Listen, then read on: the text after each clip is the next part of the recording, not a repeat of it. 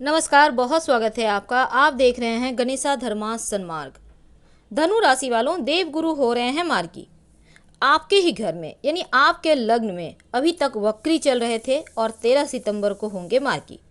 14 मई से ही वक्री चल रहे थे हालांकि, और 20 नवंबर 2020 तक मार्गी चलते हुए अपनी राशि बदलेंगे और मकर राशि में प्रवेश करेंगे।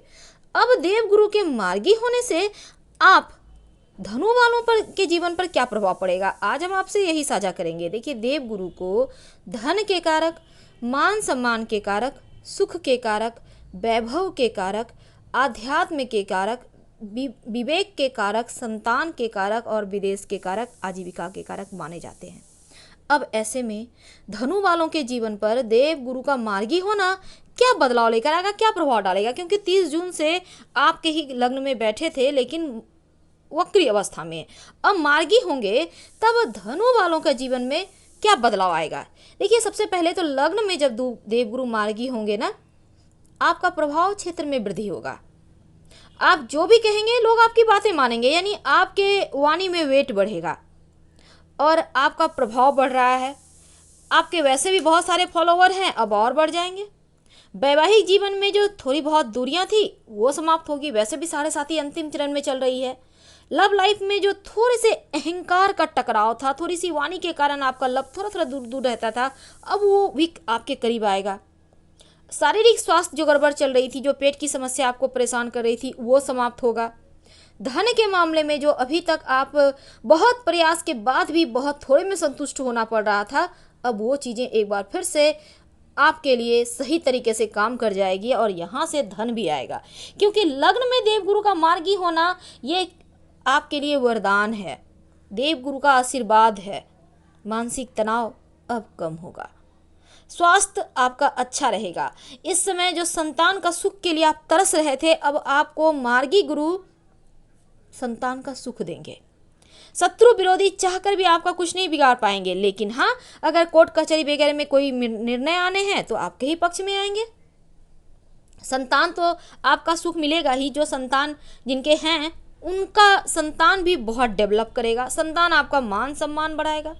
अब गुरु की शुभ दृष्टि आपके सप्तम भाव पे है, इसका मतलब अगर आप अविवाहित हैं तो आपका विवाह तय हो जाएगा। अगर आप शादीशुदा हैं तो वैवाहिक जीवन में प्रेम बढ़ेगा, खुशियाँ आएंगी, आप एक दूसरे को बेहतर तरीके से समझ पाएंगे।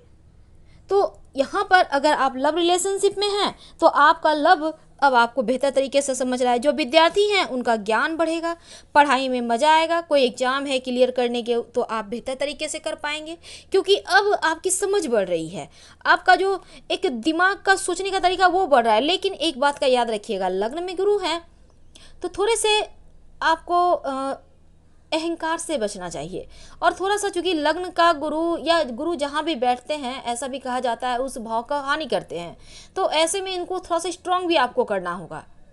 तो स्ट्रांग करने के लिए क्या करें, हालांकि मार्गी होने के बाद जीवन के बहुत सारे तकलीफ आपके कम करेंगे, लेकिन और स्ट्रांग कैसे करें ताकि धन, संतान, ज्ञान, सुख, वैवाहिक जीवन, आपका पार्टनरशिप में कोई व्यवसाय है तो उसमें आप दिन दूनी रात चौगुनी तरक्की करें। आखिर ऐसा क्या करें, तो देखिए, उपाय के तौर पर आप एक तो रोज सुबह नहाकर 1 लोटा जल में 1 चुटकी हल्दी डालकर भगवान सूर्य को अर्पित करें। दूसरी बात, पीली हल्दी की गांठ पीले धागे में लपेट कर या पीले कपड़े में लपेट कर अपने पर्स में या पॉकेट में रखें। आप चाहें तो बाह में भी धारण कर सकते हैं अगले 6 महीने तक।